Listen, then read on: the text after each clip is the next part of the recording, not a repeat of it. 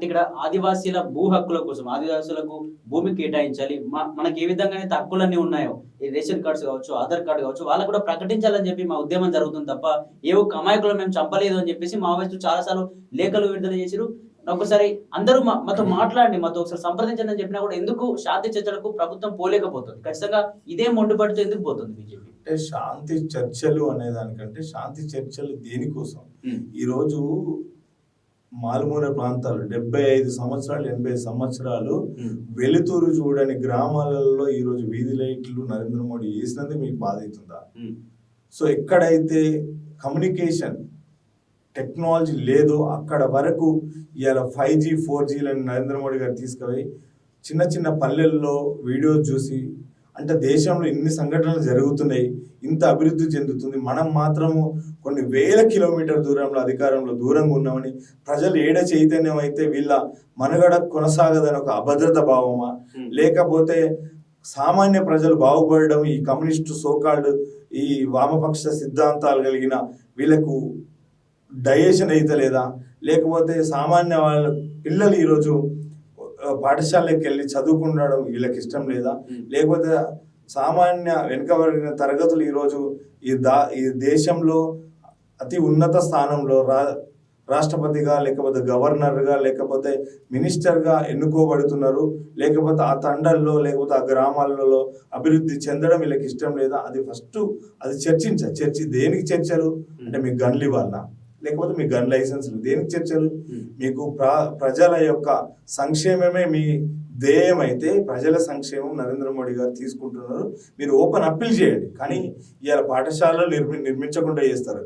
రోడ్లు గ్రామాలలో లేకపోతే తండాలలో 100 కిలోమీటర్ రోడ్లు లేకుండా వంతెనలు కూలగొట్టిన చరిత్ర మీది, సెల్ టవర్లని కూలగొట్టిన చరిత్ర మీది.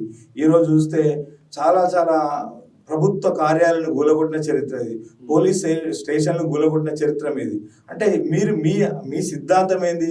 అభివృద్ధి లేకుండా ఈ భారతదేశం వెనుకబడి ఉండాలి, ఇతర దేశాల ముందు మనం తల వంచుకొని అడుక్కు తినాలనేదే మీ సిద్ధాంతం అనేది దేశ ప్రజలు గమనించారు. కాబట్టి కమ్యూనిజాన్ని ఈ దేశంలో 98% ప్రజలు తిరస్కరించారు.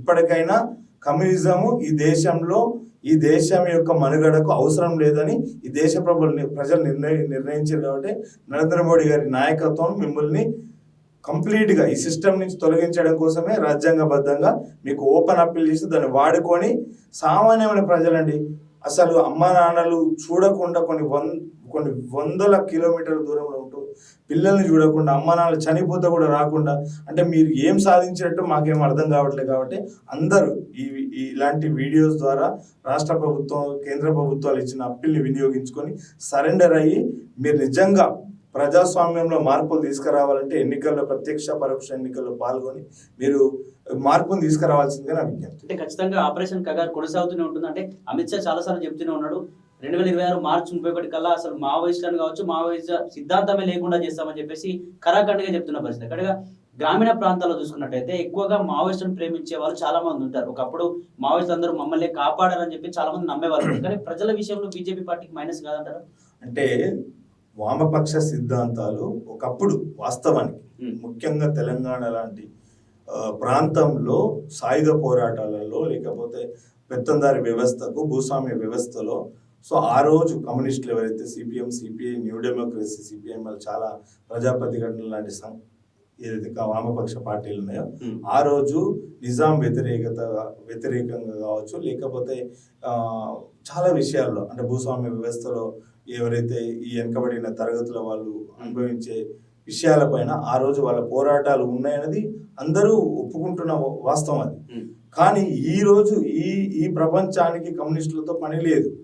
సో కొంతమంది ఈ మావోయిస్టులు అడవులు బట్టి అడవులకు చాలా మంది అమాయకమైన యువతని చదువుకొని ఉద్యోగాలు చేసి ఐఏఎస్ ఆఫీసర్లు కావాల్సిన వాళ్ళని లేదా పోలీస్ ఆఫీసరు ఈ దేశానికి రక్షణ లేకపోతే ఆర్మీలో పోవాలనుకున్న వాళ్ళు అంటే దేశానికి సేవను అందించాలనుకునే ప్రతి ఒక్కరిని నక్సలిజం ముసుగులో ఇలా మావోయిస్టులు తీసుకుపోయి అడవులలో పెడుతున్నారు. అంటే వాళ్ళు పుట్టింది ప్రారంభం చివరి శవమై ఇంటికి వచ్చేంత వరకు వెలుగును చూడకుండా వాళ్ళకి అంటే ఈ ప్రజాస్వామ్యం ఎంత మంచి అవకాశాన్ని ఇచ్చిందో తెలియకుండా వాళ్ళని ఒక ముసుగులో అడవులలో పెట్టడం ఈ కమ్యూనిస్టులు చేస్తుంది. ఈ ప్రస్తుతం ఉన్న పోటీ ప్రపంచంలో, ఈ మోడర్న్ ప్రపంచంలో communism is been rejected from the people of Bharat. So that Congress party కానీ కమ్యూనిస్టులు కానీ ఇప్పటికైనా కళ్ళు తెరుచుకొని దేశ ప్రజలకు ఏది అవసరమో, ఏది ప్రస్తుతం ఏ టెక్నాలజీ అవసరమో దాని మీద మనం ప్రయాణం చేస్తాం మంచిదని నా ఆరోపణ. ఇక్కడ అరావళి విషయాన్ని చూసుకుంటే ఢిల్లీలో ఉన్నటువంటి అరావళి పర్వతాలు ఇప్పటికే ఢిల్లీ చాలా పొల్యూషన్ తో కుడుకుపోయి ఉంది. ఇక్కడ శ్వాస సంబంధించిన ఇబ్బందులు కూడా వస్తూ ఉన్నాయి, పొల్యూషన్ ఎక్కువైపోయి. కానీ ఇక్కడ అరావళి పర్వతాలే ఢిల్లీని కాపాడుతా ఉన్నాయి. కానీ అదే ఢిల్లీలో అరావళి పర్వతాలను కూల్చేసి అక్కడ మైనింగ్ చేసే ఆ ప్రయత్నం చేస్తుంది బీజేపీ. అది కూడా అదాని అంబానీలో కట్టబెట్టే ప్రయత్నం జరుగుతుంది. ఇక్కడ సుప్రీంకోర్టులో కూడా 100 మీటర్లకు తగ్గినటువంటి వాటిని పర్వతాలు అనరు అని చెప్పేసి సుప్రీంకోర్టు కూడా బీజేపీకే అమ్ముడుపోయినట్టుగా మాట్లాడుతుందని చెప్పేసి కూడా అంటే కాంగ్రెస్ చాలా సార్లు మాట్లాడుతూ వస్తుంది. ఇతర పార్టీ నాయకులు కూడా పెద్ద ఎత్తున లక్షల మందితో కూడా అక్కడ ప్రొటెస్ట్ చేసిన పరిస్థితి. అంటే దీన్ని ఏ విధంగా తీసుకోండి? అంటే కాంగ్రెస్ పార్టీ మరొకసారి అబద్ధాలకు లేవనెత్తిందనేది నా ఆరోపణ. ఎందుకంటే రాజ్యాంగబద్ధమైన సంస్థలు ఏదైతే హైకోర్టు, సుప్రీంకోర్టు, ఇక్కడ కూడా ఒక పార్టీకి అనుబంధంగా ఒక పార్టీకి అనుబంధంగా పనిచేయాల్సిన అవసరం వాళ్ళకి లేదు. ఈరోజు హైకోర్టులో చాలా రిట్లేసిరు. హైకోర్టులో వాళ్ళు అదే టీఆర్ఎస్ పార్టీ అధికారంలో ఉన్నప్పుడు వీళ్ళు హైకోర్టులో రిట్లేసిరు.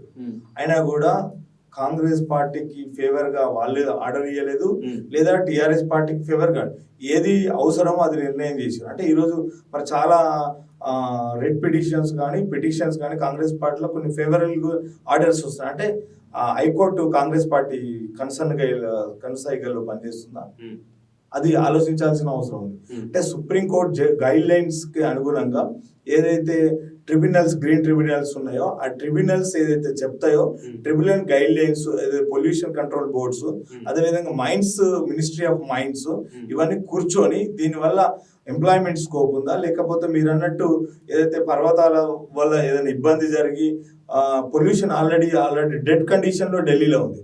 సో ఆ కండిషన్ కి మనకి ఇంకేమైనా అంటే రోడ్స్ అని ఎక్స్పాన్షన్ చేయడం వల్ల, సిటీని ఎక్స్పాన్షన్ చేయడం వల్ల పొల్యూషన్ తగ్గుతుంది అనేది ఆ రాష్ట్ర ప్రభుత్వాలు, ఆ కేంద్ర ప్రభుత్వ సంబంధిత శాఖలు నిర్ణయించేది కూడా మనం తెలంగాణలో కూర్చొని నిర్ణయించే పరిస్థితి అవసరం మనకు లేదనేది నా ఆరోపణ.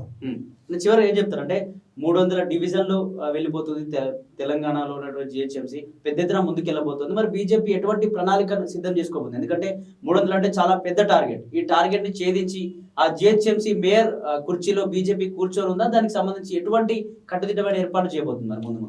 అంటే ఈ రోజు హైదరాబాద్ ఒక విశ్వనగరంగా అభివృద్ధి చెందుతుందంటే కేవలం స్మార్ట్ సిటీల పేర్లతోటి ఈ రాష్ట్ర ప్రభుత్వాలు వేల కోట్ల రూపాయలను ఇవాళ హైదరాబాద్కు తీసుకొచ్చిన చరిత్ర ఆల్రెడీ మనం చూసినాం. గత ప్రభుత్వము, ఇప్పుడు ప్రభుత్వం కూడా దీన్ని గ్రేటర్ హైదరాబాద్ యొక్క పరిధిని 300కు పెంచుతుందంటే ప్రజల మీద ప్రేమ కంటే భారత ప్రభుత్వం ఇచ్చే వనరుల మీద, బడ్జెట్ మీద యొక్క ప్రేమతోటి రాష్ట్ర ప్రభుత్వ ఖజానా ఖాళీ అయిపోయింది. కాబట్టి డైరెక్ట్ గా మా దగ్గర ఖజానా ఖాళీ అయిపోయింది, కేంద్ర ప్రభుత్వం యొక్క ఖజానా కోసమే ఈ రోజు గ్రేటర్ హైదరాబాద్ యొక్క పరిధిని పెంచుతున్నామని డైరెక్ట్ గా చెప్పలేక ఈరోజు అభివృద్ధి అనే ప్రాసెస్ లో భాగంగా 300కు పెంచుతున్నాం అనేది ఒక శుభ పరిణామం. అయితే దీని వెనకాల కేవలము ఒక కాంగ్రెస్ పార్టీ యొక్క లబ్ధి కోసము, లేకపోతే కాంట్రాక్టుల కోసము, వచ్చే వనరుల కోసమే ఈరోజు కాంగ్రెస్ పార్టీ 300 డివిజన్లు పెంచుతుంది.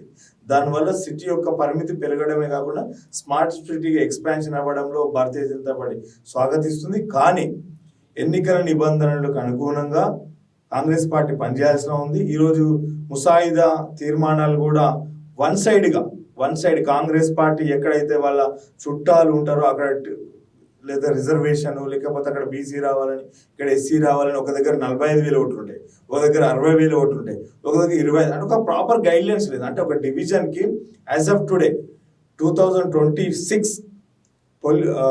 ఏదైతే population or enrolment in the Election Commission of India, దాని డేటా ప్రకారము ఒక డివిజన్కి 25,000 లేదా 30,000 ఇంటూ 300 డివిజన్ల టోటల్ పాపులేషన్ డివైడ్ చేయాల్సిన అవసరం కాంగ్రెస్ పార్టీ ప్రభుత్వానికి ఉంది. కానీ ఎక్కడ ఫేవరిజం, ఎక్కడైతే వాళ్ళకు చుట్టాలు బంధుప్రీతి ఉందో అక్కడ 70,000 60,000 ఓట్లు ఉంటాయి.